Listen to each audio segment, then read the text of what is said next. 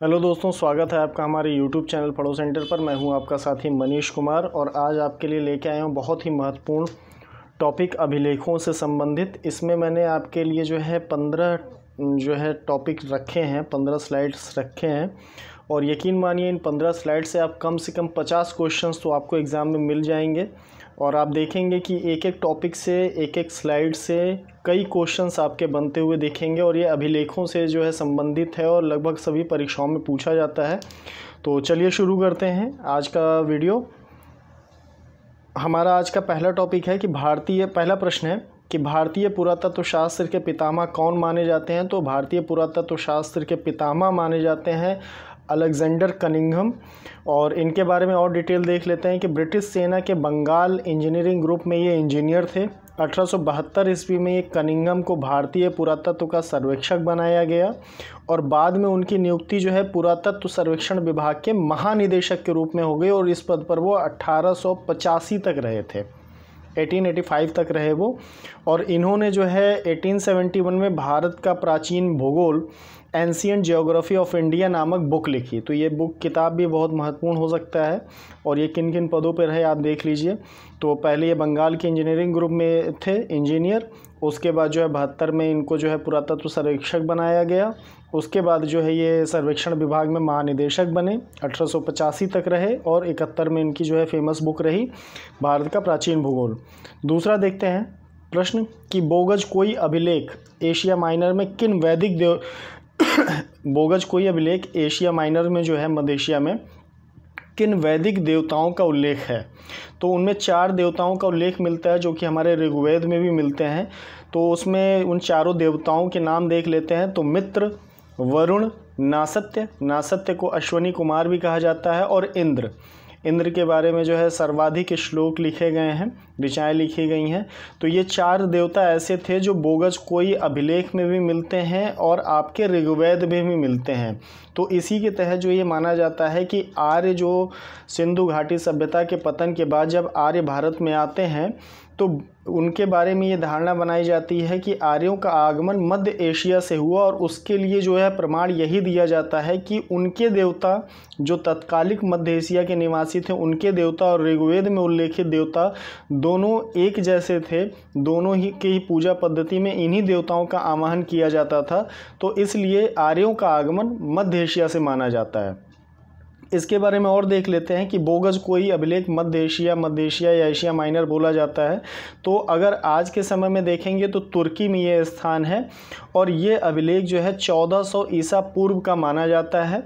और 1907 ईस्वी में इस अभिलेख की खोज किसने की थी? तो विंकलर महोदय द्वारा खोजा गया था। अब देखिए, एक प्रश्न हमने यहाँ पे ये लिया था कि बोगज कोई अभिलेख में किन किन वैदिक देवताओं का उल्लेख किया गया है। एक प्रश्न तो आपका ये बन गया।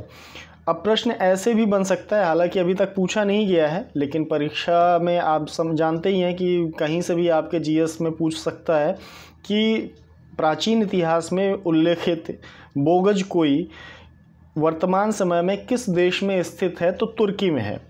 ये भी प्रश्न बन सकता है कि यह अभिलेख कितना पुराना है? तो 1400 ईसा पूर्व पुराना है। और ये तो एक जो है बेहतरीन प्रश्न बन सकता है कि बोगज कोई अभिलेख की खोज किसने करी थी? तो 1907 में ये अभिलेख विंकलर महोदय द्वारा खोजा गया था। और ये अभिलेख का आप देख सकते हैं, मैंने इमेज भी यहाँ पे लगा रखी है उसकी।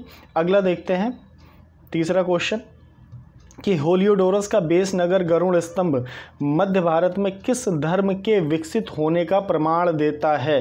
होलियोडोरस का बेस नगर गरुड़ स्तंभ, तो ये मध्य भारत में, यानी कि वर्तमान समय में आप देखेंगे तो मध्य भारत यानी मध्य प्रदेश, तो वो किस धर्म के विकसित होने का प्रमाण देता है? तो भागवत धर्म के विकसित होने का प्रमाण देता है। अब इससे और भी प्रश्न बनाते हैं और उनके उत्तर लेते हैं। तो यह स्तंभ, अगर प्रश्न ये बन जाए कि यह स्तंभ वर्तमान मध्य प्रदेश के किस जिले में है? तो विदिशा जिले में है। और अगला देखेंगे इसका फैक्ट कि इस स्तंभ का निर्माण जो है कब हुआ था? तो 110 ईसा पूर्व में हेलियोडोरस ने करवाया था। और इस स्तंभ से किस शासक की जानकारी प्राप्त होती है? तो शुंग शासक भागभद्र की जानकारी प्राप्त होती है। और एक बहुत ही महत्वपूर्ण ये आया हुआ प्रश्न भी है कि एकाश्म पत्थर के द्वारा निर्मित अभिलेख का या स्तंभ लेख का नाम बताइए। तो एकाश्म पत्थर का मतलब ये हो गया कि एक ही पत्थर को काट करके बनाया गया हुआ वो स्तंभ है, तो वो है बेसनगर का गरुड़ स्तंभ या हेलियोडोरस का स्तंभ भी बोला जाता है। तो ये एकाश्म पत्थर से बनाया हुआ है। चलिए चौथा प्रश्न देखते हैं कि सर्वप्रथम भारतवर्ष का जिक्र किस अभिलेख में है। तो सर्वप्रथम जो है भारतवर्ष का जिक्र अगर अभिलेखों की बात की जाए तो अभिलेखों में हाथी गुम्फा अभिलेख में आपको भारतवर्ष शब्द का उल्लेख मिलता है। अब ये प्रश्न इसके पॉइंट में देखेंगे, यहाँ भी प्रश्न बनाते हुए चलेंगे कि अगर ये पूछ ले कि ये हाथी गुम्फा अभिलेख कहाँ है, तो उड़ीसा के भुवनेश्वर नामक स्थान से कुछ दूरी पर उदयगिरी नामक पहाड़ी पर ही हाथी गुम्फा अभिलेख है। और अब हाथी गुम्फा अभिलेख को जो है किसने बनवाया था, तो इसको कलिंगराज खारवेल ने उत्कीर्ण करवाया था। और अगर ये पूछ ले कि हाथी गुम्फा अभिलेख की जो लिपि है जिस भाषा में लिखी गई है तो कौन सी भाषा है, तो वो प्राकृत भाषा है। ठीक है, और यहाँ पर गलत टाइपिंग हो गई है।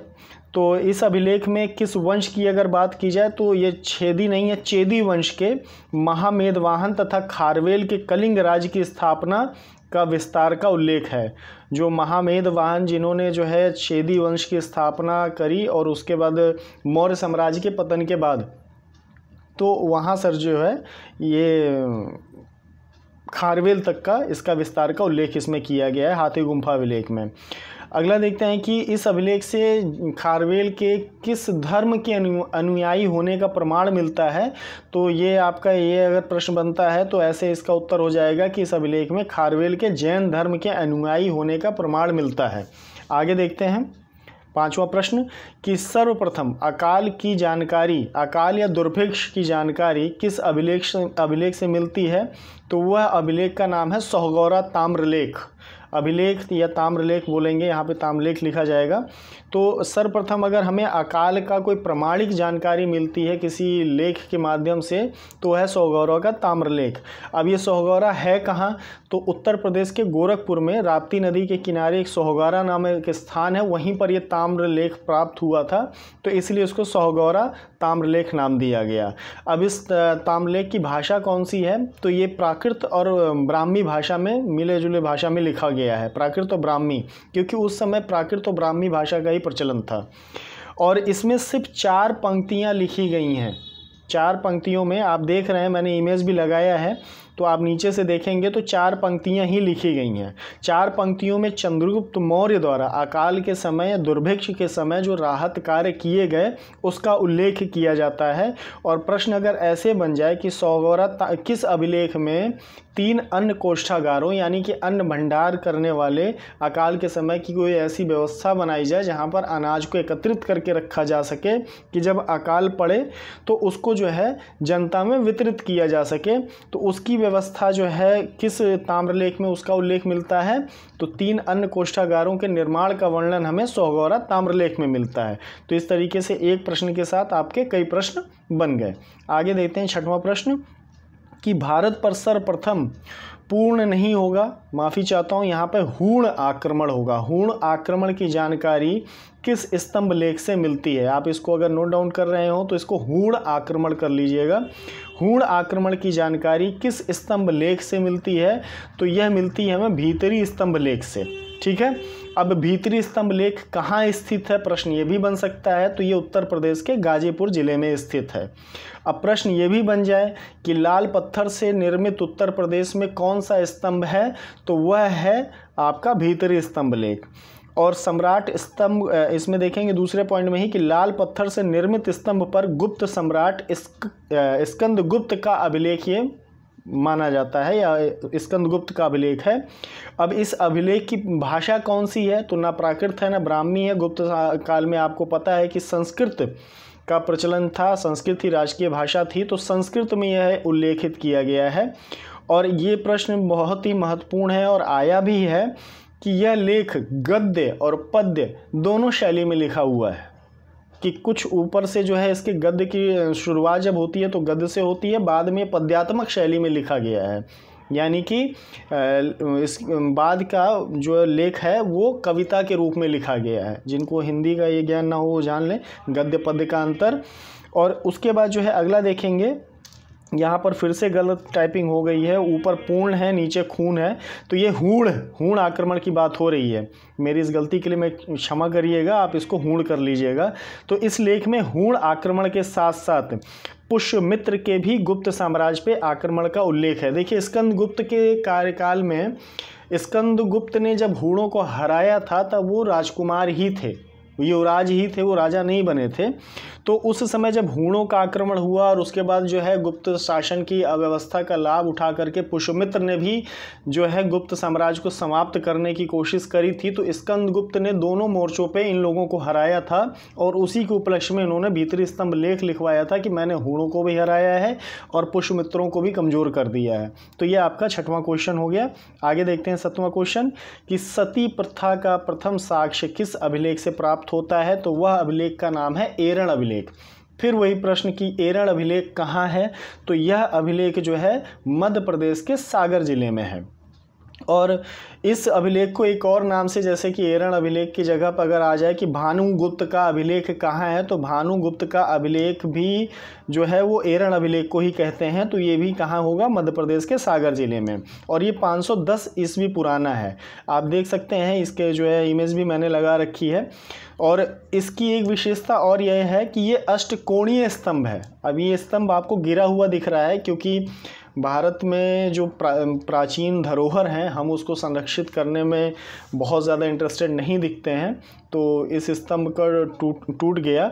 और ये अष्टकोणीय का मतलब क्या हुआ कि आप इसके कोनों को देखेंगे तो इसके जो है 8 फलक थे। जैसे आप मैथ्स में पढ़े होंगे खटभुज, षटभुज, चतुर्भुज, तो इसके जो है 8 फलक थे, तो इसीलिए अष्टकोणीय कहा जाता था। तो अष्टकोणीय स्तंभ कौन सा है, प्रश्न यही बन जाए कि दिए गए विकल्पों में कौन सा अष्टकोणीय स्तंभ रहा है, तो वो रहा है आपका एरण अभिलेख। ठीक है, 7वां क्वेश्चन हो गया। 7वें के साथ साथ कई और क्वेश्चन भी आपको मिल गए। अब 8वां देखते हैं कि किस वंश के राजाओं का पूरा इतिहास उनके अभिलेखों के आधार पर लिखा गया है। ये बहुत बढ़िया क्वेश्चन और बार बार पूछा गया हुआ है। ये यूपीएससी में भी आया हुआ है, यूपी पीसीएस में, बीपीएससी में, लगभग सभी परीक्षाओं में पूछा गया हुआ है। तो क्योंकि मौर्य के पतन के बाद फिर जो एक बड़ा साम्राज्य देखने को मिलता है तो सातवाहनों का ही देखने को मिलता है। तो सातवाहन वंश के राजाओं का जो पूरा इतिहास लिखा गया है वो लिखा गया है उनके अभिलेखों के आधार पे। उन्होंने जो जो काम किए उन्होंने अभिलेख स्थापित करवाते गए और वर्तमान समय में आज हमें अगर उनके बारे में जानकारी प्राप्त होती है तो उनके अभिलेखों से ही प्राप्त होती है। ठीक है, अगला देखेंगे इसका पॉइंट कि प्राचीन भारतीय साहित्य में इन्हें आंध्र राजवंश या आंध्र सातवाहन राजवंश भी कहा गया। और ये जो दूसरा पॉइंट है, सातवाहन वंश की स्थापना राजा सिंह द्वारा नहीं है। माफ़ी फिर से चाहता हूँ, आज कुछ ज़्यादा ही टाइपिंग मिस्टेक हो गया है। आप यहाँ सिमुक कर लीजिएगा। सिमुक, सातवाहन वंश की स्थापना सिमुक ने करी थी। ठीक है, और सातवाहनों की राजधानी क्या थी, तो सातवाहनों की राजधानी थी प्रतिष्ठान। और एक आर्ट एंड कल्चर से रिलेटेड प्रश्न बन सकता है और यूपीएससी के किसी पेपर में आया भी है कि अमरावती कला शैली का विकास किस वंश के शासनकाल में हुआ था, तो सातवाहन वंश के शासनकाल में अमरावती कला शैली का विकास हुआ था। जब आगे आर्ट एंड कल्चर पढ़ेंगे तो अमरावती कला शैली की विशेषता भी पढ़ेंगे। और इस वंश का सबसे प्रतापी, सबसे महान शासक कौन हुआ था, तो गौतमी पुत्र शातकर्णी। और एक चीज़ और यहाँ पे आप जान लीजिएगा कि ये मातृवंशीय, ऐसा एक इकलौता वंश था जो मातृवंशीय था। भले ही वहाँ की महिलाएं राजगद्दी पे नहीं बैठती थीं, लेकिन जो पुत्र बैठते थे वो माता की आज्ञा से ही बैठते थे और अपने नाम के आगे माता का नाम पहले लगाते थे। तो इससे ये भी हमें पता चलता है कि जैसे इतिहासकारों का भी मानना है कि जो सातवाहन वंश था वो मातृवंशीय था। ठीक है, और यही रहा ये अभिलेख का। यहाँ पर मैंने एक इमेज लगाया है जो भी मुझे उपलब्ध हो पाया। आगे देखते हैं 9वां क्वेश्चन। रेशम बुनकरों की श्रेणियों की जानकारी हमें किस अभिलेख से प्राप्त होती है, तो मंदसौर शिलालेख से। अगर आपने मध्य प्रदेश पीसीएस के पेपर दे रहे हैं या उसके सॉल्व पेपर आपने किए होंगे तो आप देखेंगे कि लगभग हर साल मंदसौर शिलालेख से संबंधित एक प्रश्न जरूर रहता है मध्य प्रदेश पीसीएस के पेपर में। और इसके अलावा अन्य राज्यों के पेपर में भी मंदसौर शिलालेख का उल्लेख जरूर मिलता है। तो ये जो है रेशम बुनकरों की श्रेणियों के बारे में, यानी व्यापारियों के बारे में कि जानकारी हमें किस अभिलेख से प्राप्त होती है, तो मंदसौर शिलालेख से हमें प्राप्त होती है। और इस शिलालेख को, जैसे प्रश्न यही आ जाए कि किस शिलालेख को यशोधर्मन विष्णुधर्मन शिलालेख भी कहते हैं, तो वो मंदसौर शिलालेख को ही कहते हैं। और इस शिलालेख की भाषा जो है वो संस्कृत है, लिपि जो है गुप्त लिपि है। भाषा लिपि का अंतर मुझे लगता है आपको समझ में आ रहा होगा, नहीं आ रहा है तो समझाया जाएगा जब हिंदी की क्लासेस चलेंगी। तो भाषा संस्कृत ही थी, लेकिन गुप्त काल में जो प्रचलित लिपि थी, संस्कृत लिखने की जो आर्ट था, जो शैली थी, तो वो जो है गुप्त लिपि थी। और इसका लिखांकन कब हुआ था, तो 532 ईस्वी माना जाता है। और एक और महत्वपूर्ण चीज़ कभी पूछा नहीं है, लेकिन अगर पूछ ले फिलहाल, उसके लिए आप दिमाग में रखिएगा कि जब इस लेख का प्रारंभ होता है, जैसे मैंने इमेज लगाया है, ये संस्कृत में है, थोड़ा सा और स्पष्ट होता, मुझे इमेज ऐसी मिली नहीं कि मैं लगा पाऊँ, और स्पष्ट होता तो आप देखेंगे कि जब इस लेख का प्रारंभ होता है तो ओम के उच्चारण के साथ ही ओम से लिखा हुआ रहता है, और उसके पश्चात जो है इस पर शिव स्तुति हुई है, उसके बाद जाकर के अन्य विवरण इस लेख में दिए गए हैं। ठीक है, तो इस तरीके से अगर कोई मैं अपनी तरफ से ये प्रश्न बना रहा हूँ कि ओम और शिव के नाम से उल्लेखित कौन सा एक शिलालेख है जो एक धार्मिक शिलालेख की भी संज्ञा दी जा सकती है, तो मंदसौर शिलालेख है। आगे देखते हैं कि चंद्रगुप्त, 10वां प्रश्न है कि चंद्रगुप्त मौर्य के शासनकाल की ग्रामीण प्रशासनिक व्यवस्था की जानकारी किस अभिलेख से प्राप्त होती है, कि चंद्रगुप्त मौर्य के शासनकाल में ग्राम प्रशासनिक व्यवस्था किस प्रकार की थी। अगर हमें ये जानना है तो हमें किस अभिलेख को देखना पड़ेगा, तो वो है महास्थान अभिलेख। उसकी इमेज मुझे नहीं मिली तो मैंने अपने चैनल का लोगो लगा दिया यहाँ पे। तो महास्थान अभिलेख, उससे जुड़े और फैक्ट देखते हैं कि अभिलेख के अनुसार महास्थान का प्राचीन नाम पुंड्रनगर था। अब प्रश्न ये बन सकता है कि महास्थान का प्राचीन नाम क्या था, तो पुंड्रनगर, या ये भी हो सकता है कि आपको मैचिंग में आ जाए और एक तरफ जो है और 2-3 प्राचीन नाम हो और वर्तमान नाम हो, और इसके उसी में जो है आपका एक जो है महास्थान और उसका प्राचीन नाम पुंड्रनगर का भी मैच कराने को आ सकता है। तो आजकल के आप प्रश्न देख रहे होंगे, मैचिंग के प्रश्नों में सिर्फ अगर आपने एक को भी मैच करा दिया तो लगभग आपकी मैचिंग के सवाल जो है आपके हाथ से नहीं जाते हैं। तो उस सवाल को देख के, उस प्रश्न को, मैचिंग के प्रश्नों को देख के घबराना नहीं चाहिए, बल्कि उसको समय देते हुए देखना चाहिए कि कोई एक अगर मिल गया तो आपका वो प्रश्न पूरी तरह से सॉल्व हो जाता है। तो ये प्रश्न बन सकता है, मैचिंग में भी बन सकता है। महास्थान का प्राचीन नाम क्या रहा, तो पुंड्रनगर था। और वर्तमान समय में अगर पूछ ले कि वर्तमान समय में महास्थान कहाँ है, तो ये बांग्लादेश के मोगरा ज़िले में स्थित है। ठीक है, हमारे पड़ोसी देश में। और यह जय लिखा है, ये भी टाइपिंग मिस्टेक है। यह स्तंभ लेख 1831 में खोजा गया, और ये एक मजदूर के द्वारा मतलब अनायास ही खोज लिया गया था। इसकी स्टोरी ऐसी ही है कि वो अब सिर्फ अपनी मजदूरी करते करते उसने जो है इस अभिलेख को खोज लिया। कि मतलब आप गए खुदाई, जैसे सिंधु घाटी सभ्यता की अगर बात की जाए तो एक पहिए ने, इतिहास के विषय में एक चीज़ समझिए आप कि भले ही उसको जो है विज्ञान से अलग मान लिया जाए, थोड़ा सा मैं यहाँ पे इतिहास के लिए आपकी एक समझ विकसित करने की कोशिश करूँगा कि जब आपको जो है देखते हैं कि मनुष्य का आदिम स्वरूप जो था, आदि मानव के रूप में वो जंगलों में घूमना फिरना और जो मिल गया खाना, शिकार करना, लेकिन जब उसने पहिए का आविष्कार किया तो सबसे पहला साइंटिस्ट तो वो आदि मानव था जिसने पहिए का आविष्कार किया। उस पहिए ने मनुष्य प्रजाति को गति प्रदान करी और पहिए ने हमको जो है आज के वर्तमान स्वरूप में पहुंचा दिया। और मज़े की बात यह है कि उसी पहिए ने हमें यह बताया कि जब औपनिवेशिक शासन हमारे भारत पे लाद दिया गया और पाश्चात्य विद्वानों ने ये बताया कि तुम्हारी संस्कृति सबसे निकृष्ट है, तुम देहाती हो, गंवार हो, और तुम्हारे पास कुछ भी ऐसा नहीं है दिखाने को, कुछ भी ऐसी संस्कृति नहीं है बताने को, तो उस पहिए ने ही हमारे गौरव को फिर से जिंदा किया। कैसे कि जो सिंधु घाटी हड़प्पा आप आज देख रहे हैं, तो वो हमें प्राप्त कैसे होता है कि जब भारत में डलहौजी के समय के बाद से जब रेलवे का विस्तार किया जाने लगा, रेल की पटरियां बनाई जाने लगी।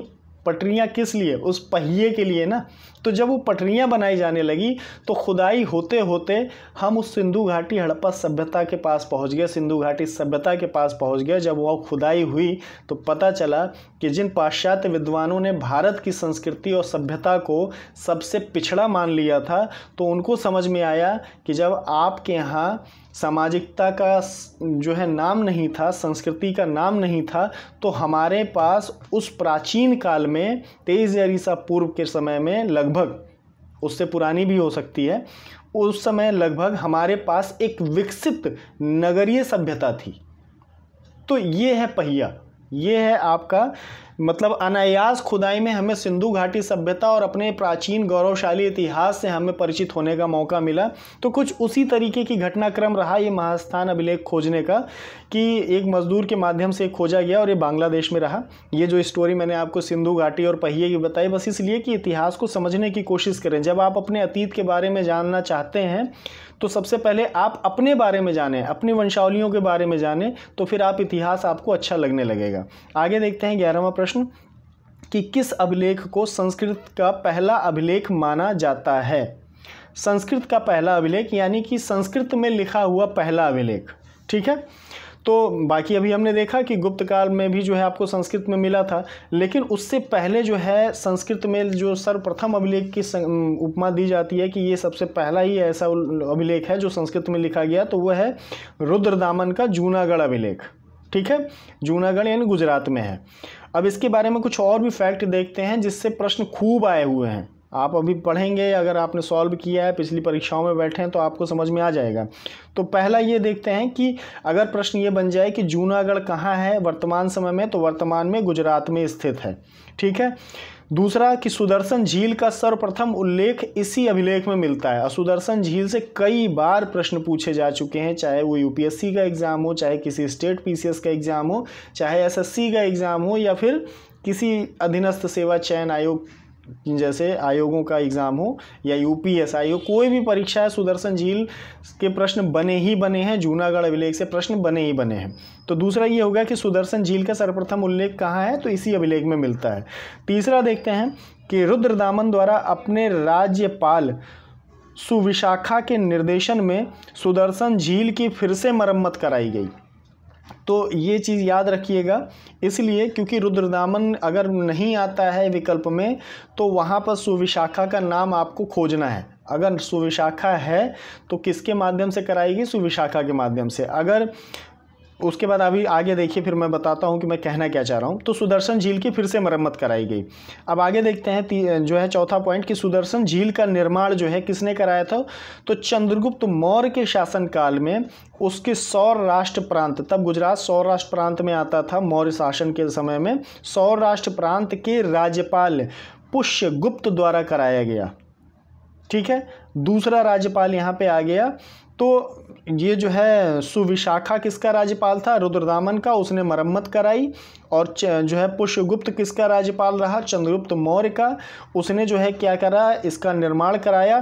फिर तथा सम्राट अशोक के राज्यपाल तुर्साफ द्वारा इससे नहर निकलवाई गई। तो 3 राज्यपाल हैं, 3 शासक हैं।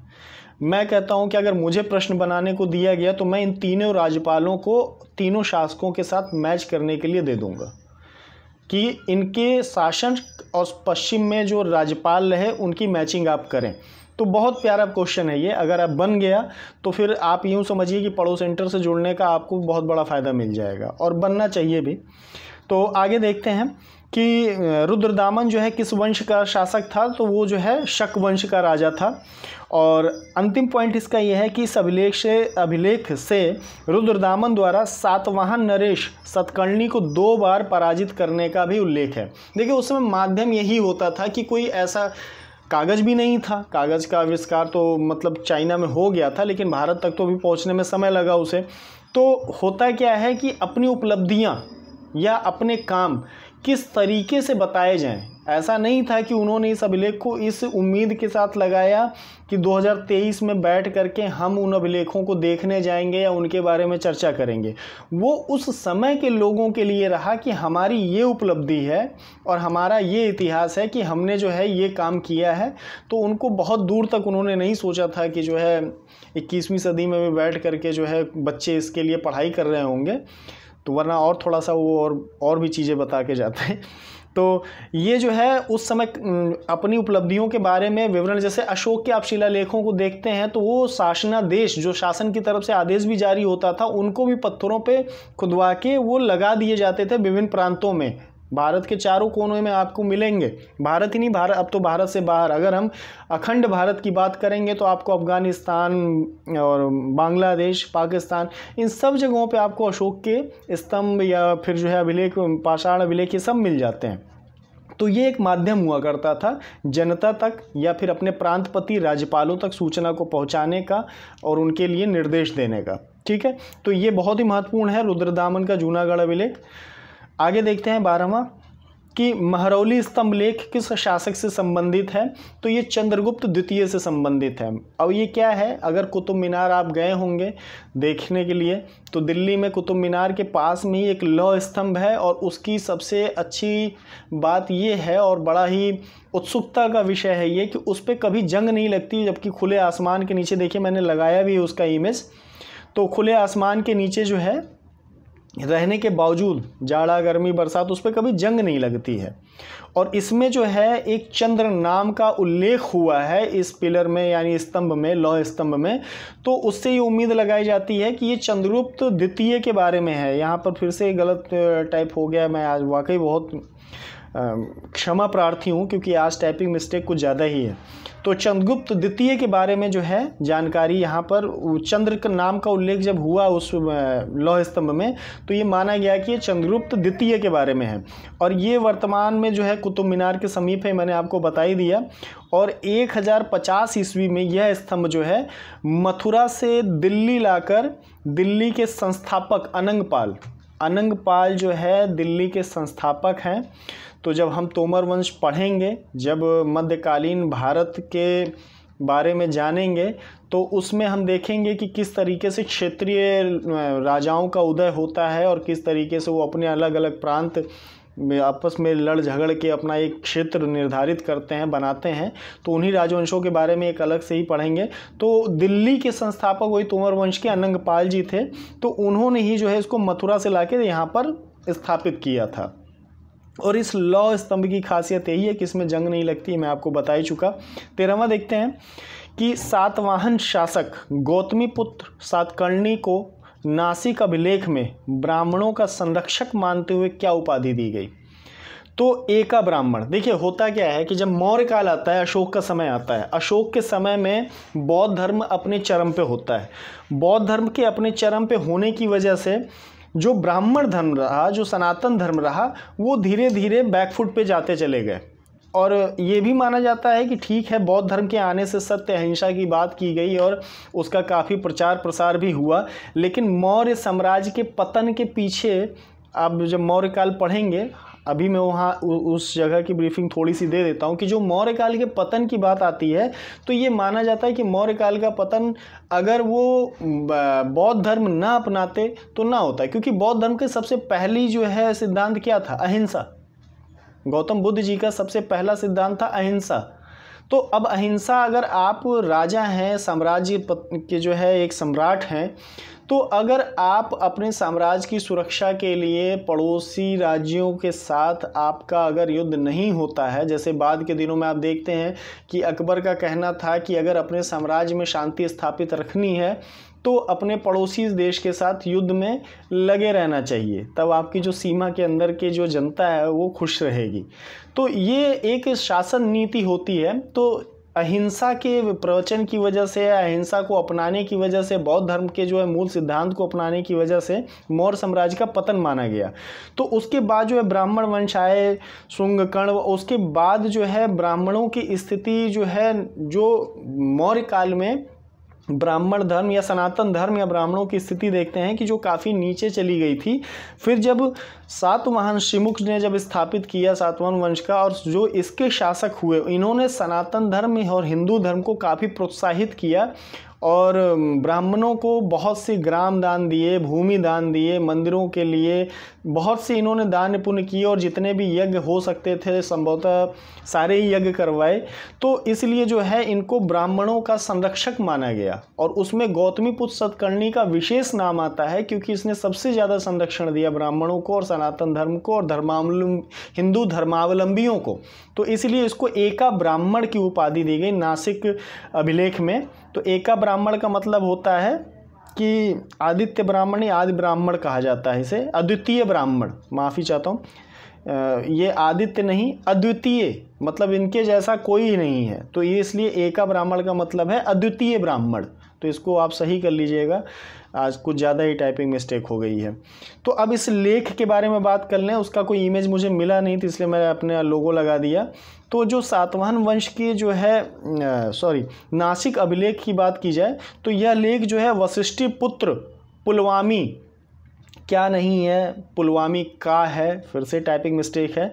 तो यह लेख जो है वशिष्ठी पुत्र पुलवामी का है, और वशिष्ठी पुत्र पुलवामी का है। और इस लेख का उद्देश्य क्या था? इस लेख का उद्देश्य था कि गौतमी पुत्र सतकर्णी की माता, यानी कि अपने पिता की माता, यानी कि अपनी दादी द्वारा जो भिक्षुओं को ब्राह्मण भिक्षुओं को, और ऐसा नहीं था कि इन्होंने बौद्ध धर्म का तिरस्कार कर दिया या बौद्ध धर्म को पूरी तरह से भगा दिया, इन्होंने बराबर रखा, लेकिन ब्राह्मण और हिंदू धर्म को इन्होंने काफ़ी प्रोत्साहित किया।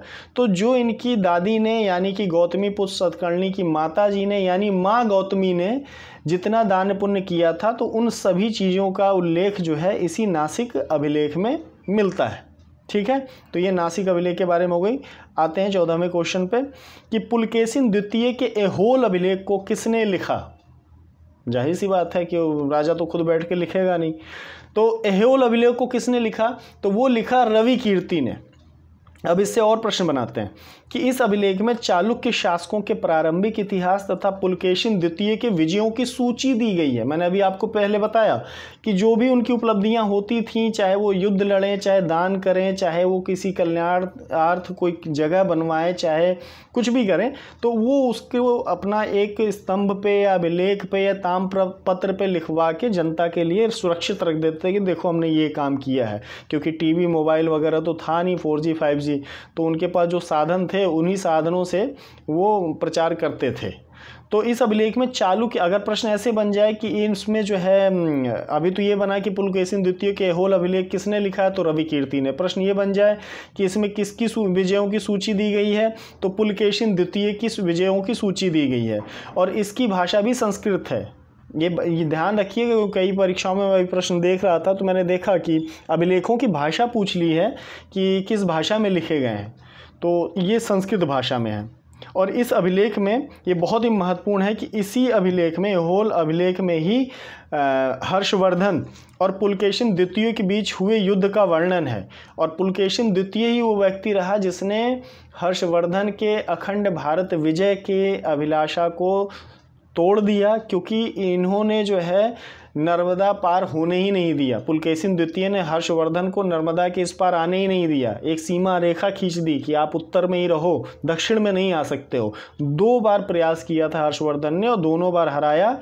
और उस समय हर्षवर्धन अशोक के बाद अगर देखा जाए तो सम्राट की जगह अशोक के जितने उसकी सीमा नहीं थी, उसका क्षेत्रफल नहीं था उसके साम्राज्य का।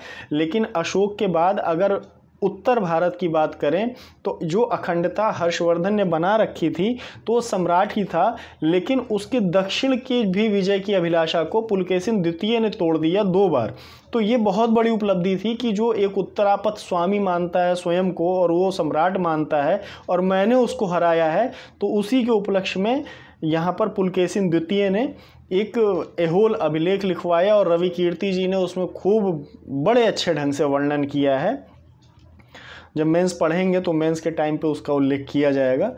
तो उसी अभिलेख में संस्कृत के महान कवि कालिदास का भी उल्लेख मिलता है। तो बड़े अच्छे ढंग से कहने का मतलब यही था कि रवि कीर्ति ने कहा उस अभिलेख में कि इस अभिलेख को मैं लिखते समय स्वयं को कालिदास से कम नहीं मान रहा हूँ।